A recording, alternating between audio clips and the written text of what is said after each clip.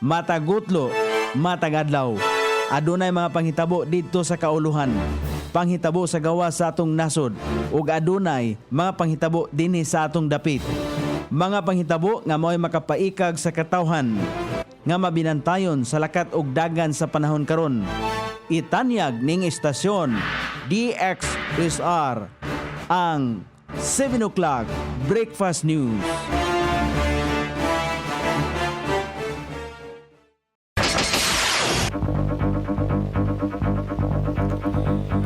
Higala, kumusta? May buntag Iligan, may buntag Mindanao, may buntag Pilipinas. Adlaw nga Biyernes karon pitsa 31 ni buwan sa Enero ning tuiga 2025. Sangan sa ato station manager Pastor Ruben Sulapas kini ang inyong ka-SR Kabisaya Nonay B. Ang matud sa hanay sa balita sa alas 7.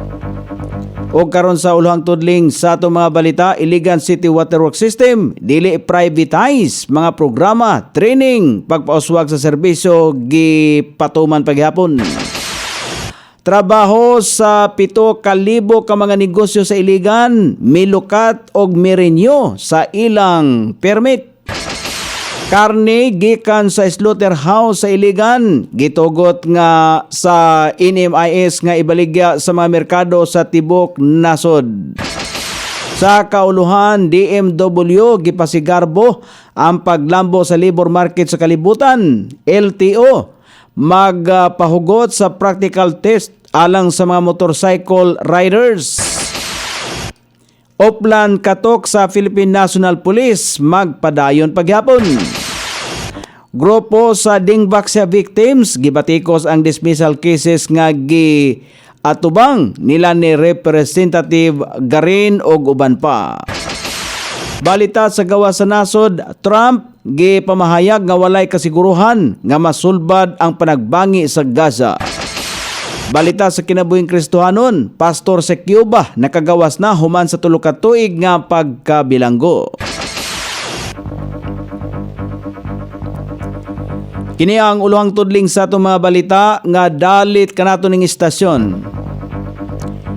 DXSR 106.7 sa inyong FM dial. Ang bugtong radyo sa dakbayan sa Iligan nga nagsibya sa balang kasulatan, pinasubay sa inspired and preserved, not simply dictated King James Version sa Anchor Broadcasting Corporation. O karon sa kumpleto nga detalye, gibutyag ni Engineer Glenn Villasin ang focal person sa Iligan City Waterworks System nga gipahigayon nila karon ang 10-point activities aron mapalambo pa ang serbisyo sa Iligan City Waterworks System. So kini sa gipakatag nga impormasyon nga i-privatize ang ICWS. Gawas pa sa pagrehabilitar sa System 1, gi-implementar usab sa LGU ang 6.6 milyones pesos nga water project nga gipondohan sa Department of the Interior and Local Government, DILG, sa Barangay Rugungon. Adunay usa-usab ka kasabutan ng emisyo IIT ug ang Iligan City Waterworks System sa paghimo og website aron na mahimong online ang paghatag og billing. Ingon man gipailawom sa Geographical Information System training ang mga personnel sa Iligan City Waterworks System aron makahimo sila og mapping sa mga giinstalar nga mga tubo. May pahigayon usab sila og pipeline work-through ni atong Enero 7 ug 15 ning tuiga 2015 aron 2025 aron sa may baluan asa ang magkunasa ang revenue water o ang mga buslot samtang padayon nga giimplementar ang sa 5 milyones pesos nga water project sa Santa Elena ug padayon ang rehabilitasyon sa water system sa Vista Village sa Barangay Dalipuga. Nag-hire usab og bag-ong computer aided design operators aron nga makumpleto ang comprehensive pipeline map. Anam-anam na nga mabutangan og regular nga empleyado ang Iligan City Waterworks System base sa ilang rationalization plan. Sumala pa ni Engineer Villasin pamatuod kini nga wala pasagdi ang Iligan City Waterworks System og dili tinuod nga wala kini gahini og pondo sa LGU. Ang pagatiman sa ICWS nagpasabot nga padayong mudumala niini ang LGU. Anaa sa 60.5% o 7,232 ka mga negosyo sa syudad ang mikuha sa ilang business permit kagahapon Enero 30 ning tuiga 2025. Mitala ang business permits ang licensing office og 351 ka bag-ong nga negosyo og 6,881 ka negosyo ang nag-renew. Sumala pa ni Maria Rodora Omlero ang head sa BPLO nga posible makuha nila ang 100% sa business permit sa bulan sa Pebrero. Hangtod sa Marso 15 ning tuiga ang extension sa pagkuha og permit nga walay penalty base sa giaprobahan nga resolusyon sa Sangguniang Panlungsod baguhay pa lamang. Padayon usab ang Business One Stop Shop o BOSS nga anaa sa Robinsons sa Gaisano Mall nga nagcater sa mga pag-renew sa mga mag-renew og business permit. Mamahimo na nga ibaligya sa bisan asa nga merkado sa nasod ang karne gikan sa slaughterhouse sa Iligan. Kini human hatagi og accreditation classification og license to operate ang slaughterhouse sa National Meat Inspection Service NMIS. Nagpasabot nga nakapasar kini sa standard sa NMIS. Nasunod sa slaughterhouse ang mga safety og cleanliness standard sa NMIS sama sa limpyong salog, machinery o guban pa. Mao kini ang hinungdan nganong gihatagan ang pasilidad sa maong award. Sumala pa ni Agnes Clerigo, maingat acting head sa IDMO, provisional sa 6 ka bulan ang maong lisensya apan pwede kini ma-upgrade kung padayon ang saktong pag-operate o pag-obserbar sa safety and cleanliness standard. Sumala pa usab ni Darwin Manubag ang city administrator nga karon lang nabalik ang accreditation sa slaughterhouse so kanhatagan kini og accreditation sa NMIS sa panahon ni kanhi Mayor Franklin Quijano. O karon sa balita sa kauluhan nga mabasa sa nagkalain-laing gula sa pamantalan karong adlaw nga nahipos sa lawak balitanan ning istasyon. DXSR 106.7 sa inyong FM dial. Ang bugtong radyo sa Dakbayan Siligan nga nagsibya sa Balangka Sulatan, pinasubay sa inspired and preserved. Not simply dictated King James Version sa Angkor Broadcasting Corporation. Gipasigarbo sa Department of Migrant Workers ang paglambos Pilipinas sa labor market sa gipahigayon nga Global Labor Market Conference sa 2025 sa Riyadh, Saudi Arabia kagahapon nga gihatagan og katinawan ni Migrant Workers Secretary Hans Leo Kakdak ang dakong paglambo nga nakabot sa Pilipinas sa larangan sa employment og labor market sa ilalom sa pamunuan ni Presidente Ferdinand Marcos Jr. Gihimong sanglitanan ni Kakdak ang mga inisyatibong sentro sa mga kabataan sama sa government internship program nga nakatabang sa kapin 220,000 ka mga benepisaryo aron makakuha og kasinatian sa trabaho og makasulod og formal nga trabaho.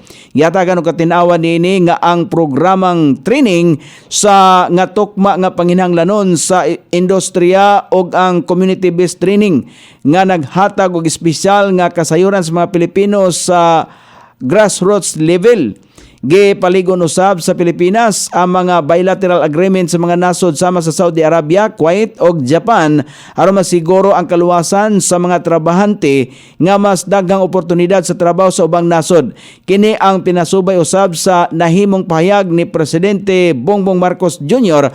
mahitungod sa kamahinungdanon sa reskilling o upskilling aron matubag ang mga bag-ong panginahanglan sa labor market. Ang tumong niining mahatagan og mga kalidad nga trabaho samtang gisiguro usab ang kaayuhan pagpakusog og seguridad sa mga trabahanteng Pilipino. Magpahugot ang Land Transportation Office LTO sa practical test niini alang sa mga motorcycle riders nga mokuha og driver's license sumala pa sa ahensya kagahapon. Gipadayag kini ni LTO kon sa LTO sunod sa aksidente sa duha ka motorcycle riders nga nagkarirahan sa mga lugar sa Marikina, Rizal, Laguna o Quezon, labi na sa Marilake Highway. Sumala pa kang LTO Chief Bigor Mendoza Disikan. Sa pipila ka lugar, simpleng atras abante lang ang test ay makapasar. Busa gusto nila nga pahugtan ang proseso aron masiguro nga tinuod ang mga kapasidad sa mga rider.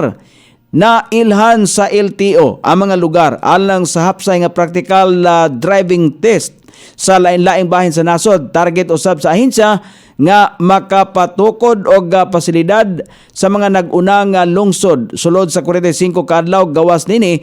Padayon usab nga giimbestigahan sa LTO ang mga organizer sa illegal nga karera sa Marilake Highway. Nanawagan usab si Mendoza nga pakusgan ang presensya sa traffic enforcers o gilakip ang road safety education sa kurikulum sa mga estudyante aron sayong makakaton og insaktong pamatasan sa kalsada.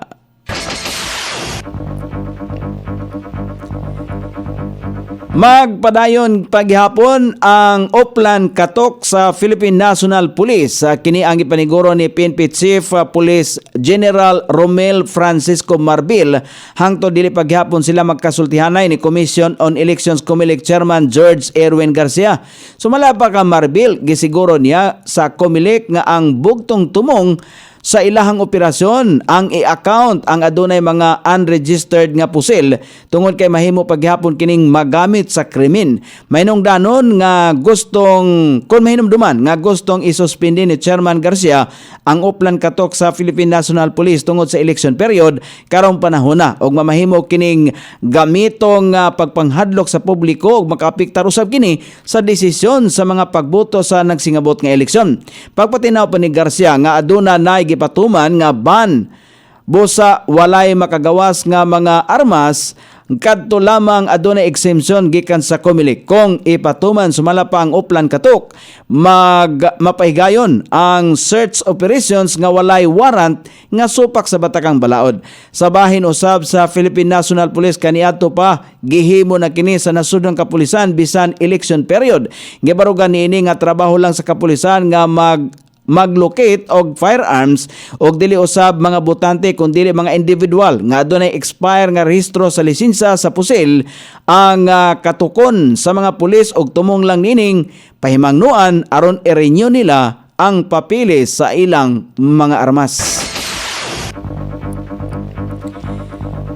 Gibati ko sa grupong samahan ng mga magulang na ang mga anak ay biktima ng dingvaxia ang nahimong lakang sa Department of Justice DOJ sa pag-dismiss sa kasong giatubang nila ni kanhi Department of Health Secretary o karon Iloilo Representative Garin og uban pang kauban kalabot sa kontrobersyal nga paggamit sa dingvaxia vaccine.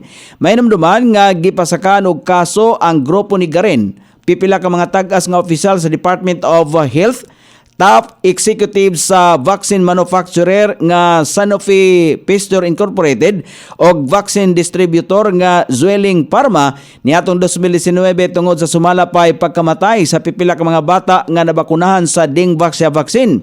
Apan hingpit na kining gidismiss sa DOJ ang 98 ka kasong napasaka batok ngadto kanila. Sumala pa sa samahan ng mga magulang na ang mga anak ay biktima ng dingvaxia. Tataw ang kasaypanan sa DOJ sa nahimong desisyon nini og malaumong mapatulid pa sa ahensya aron mapugngan ang dugang inhustisya sa mga biktima sa dingvaxia. Gipamugos usab sa grupo nga ang 170 ka mga bata og mga idaran nga biktima sa dingvaxia ang padayon paghapong nagsinggit sa hustisya og igo pang kalinga.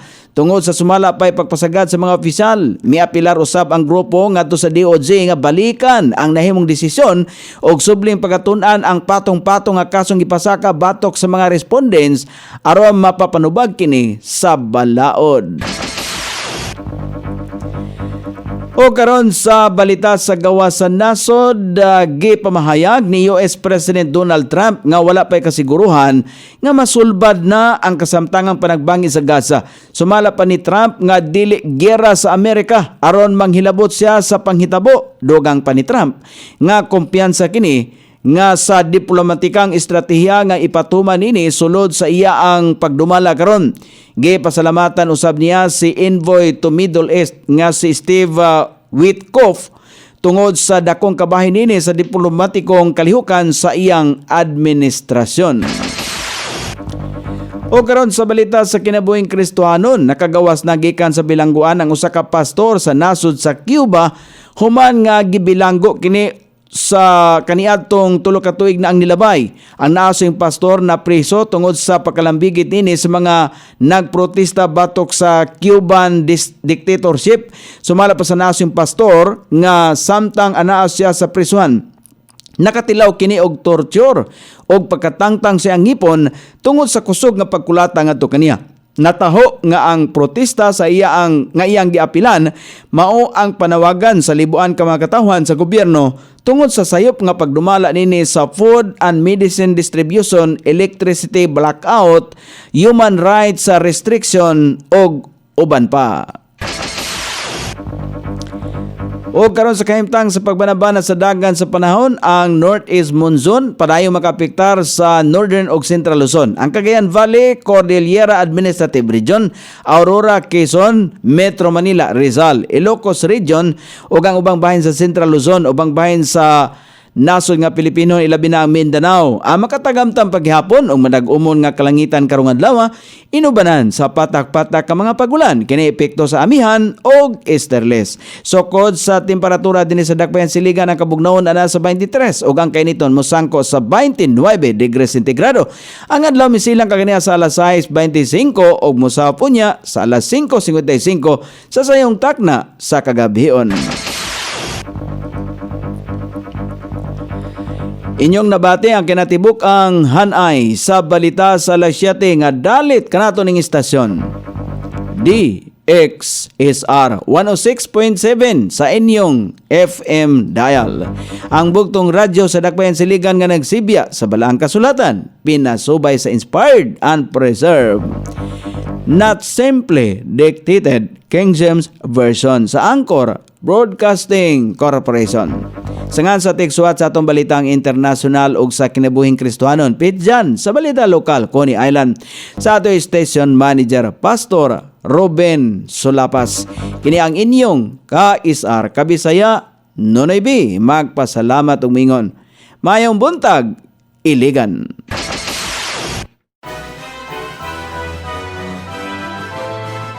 Inyong nabati ang 7 o'clock breakfast news hangtod na usab og mga adlaw sa samang takna o sa samang istasyon.